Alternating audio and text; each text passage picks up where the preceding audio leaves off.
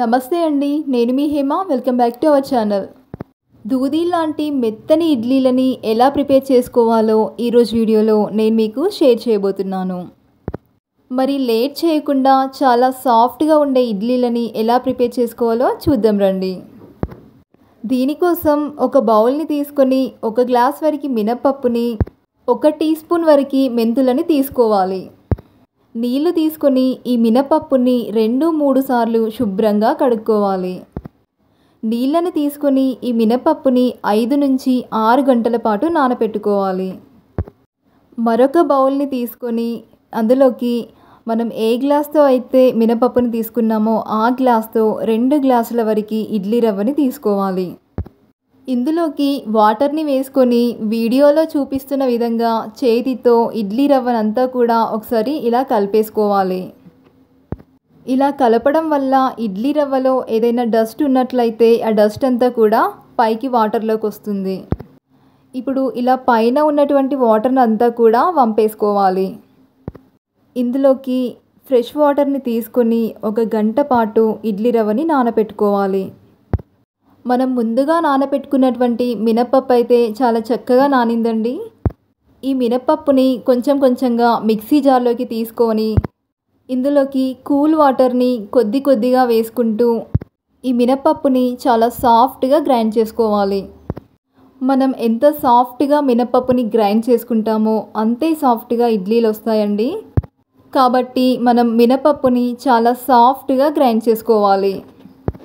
ఇలా గ్రైండ్ చేసుకున్నటువంటి మినపప్పుని అంతా కూడా ఒక బౌల్లోకి ట్రాన్స్ఫర్ చేసుకోవాలి. మనం నానబెట్టుకున్నటువంటి ఇడ్లీ రవ్వని మరొకసారి వీడియోలో చూపిస్తున్న విధంగా చేతితో ఇలా ఇడ్లీ రవ్వనంతా కూడా ఒకసారి కలిపేసుకొని పైనున్న వాటర్ని అన్నింటినీ కూడా వంపుకోవాలి. ఇప్పుడు ఇడ్లీ రవ్వని ఇలా కొంచెం కొంచెంగా తీసుకుంటూ ఇడ్లీ రవ్వలో ఉన్నటువంటి వాటర్ని అంతా కూడా పిండేసి మనం గ్రైండ్ చేసుకున్నటువంటి మినపప్పులోకి ఈ ఇడ్లీ రవ్వనంతా కూడా ఇలాగే వేసుకోవాలి. ఇలా ఇడ్లీ రవ్వనంతా కూడా వాటర్ పిండేసి తీసుకున్నాక ఇడ్లీ రవ్వ మరియు గ్రైండ్ చేసుకున్నటువంటి మినపప్పు రెండు కూడా కలిసే విధంగా ఇలా ఒకసారి బాగా మిక్స్ చేసుకోవాలి. ఇడ్లీ పిండి మనకు ఈ కన్సిస్టెన్సీలో ఉంటే సరిపోతుందండి. ఇప్పుడు ఈ ఇడ్లీ పిండిని మూత పెట్టుకొని 8 గంటల పాటు పులియబెట్టుకోవాలి. 8 గంటల తరువాత మూత తీసి చూస్తే చూడండి, పిండి ఇలా ఉబ్బుతుంది. ఇలా ఎయిర్ బబుల్స్ వస్తాయన్నమాట. ఇప్పుడు దీన్ని స్పూన్తో అంతా కూడా ఒకసారి బాగా మిక్స్ చేసుకోవాలి.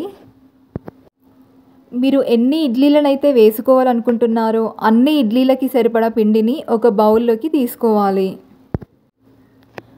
ఇందులోకి కొంచెం ఉప్పుని, కొన్ని నీళ్ళని వేసుకొని మరొకసారి అంతా కూడా బాగా మిక్స్ చేసుకోవాలి. నీళ్ళని మరీ ఎక్కువ వేయొద్దండి, ఎక్కువైతే ఇడ్లీ సరిగా రాదు. కాబట్టి చూసి వేసుకోండి. ఈ పిండి మనకి ఈ కన్సిస్టెన్సీలో ఉంటే సరిపోతుందండి. అప్పుడు ఇడ్లీలు బాగా వస్తాయి. ఇడ్లీ కుక్కర్లోకి 1 గ్లాస్ వరకు వాటర్ని వేసుకొని స్టవ్ ఆన్ చేసి స్టవ్ పైన పెట్టుకొని ఆ నీటిని మరిగించుకోవాలి. నీళ్లు మరిగేలోపు మనం ఇడ్లీ పాత్రల్ని తీసుకొని ఇలా అన్నింటికి కూడా నెయ్యిని అప్లై చేసుకోవాలి. నేను ఇక్కడ నెయ్యిని అప్లై చేస్తున్నానండి. మీరు కావాలంటే నెయ్యికి బదులుగా ఆయిల్ని కూడా అప్లై చేసుకోవచ్చు. ఇలా నెయ్యిని అప్లై చేసుకున్నాక పిండిని తీసుకుంటూ ఇడ్లీలని అన్నింటిని వేసుకోవాలి.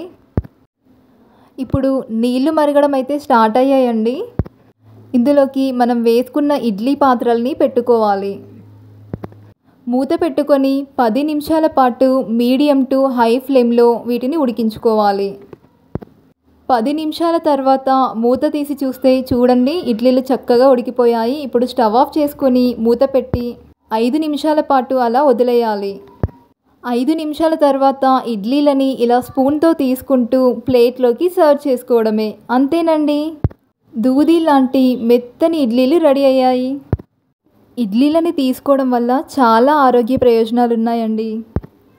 ఇడ్లీలో ఫైబర్ కంటెంట్ అధికంగా ఉండటం వల్ల జీర్ణక్రియ సులభతరం అవుతుంది. అదేవిధంగా ఇడ్లీలో కేలరీలు తక్కువగా ఉంటాయండి. కాబట్టి బరువు తగ్గడానికి ఇది ఒక మంచి ఆహారం. ఇడ్లీలు కార్బోహైడ్రేట్స్ని కలిగి ఉండి మన శరీరానికి కావలసిన శక్తిని అందిస్తాయి. ఇడ్లీలో సహజంగా కొవ్వు తక్కువగా ఉంటుంది కాబట్టి ఇది గుండె జబ్బులు మరియు ఇతర ఆరోగ్య సమస్యల ప్రమాదాన్ని తగ్గిస్తుంది. మీరు కూడా తప్పకుండా ఈ రెసిపీని ట్రై చేయండి. టేస్ట్ చేసి ఎలా ఉందో మీ ఫీడ్బ్యాక్ని నాకు షేర్ చేయండి.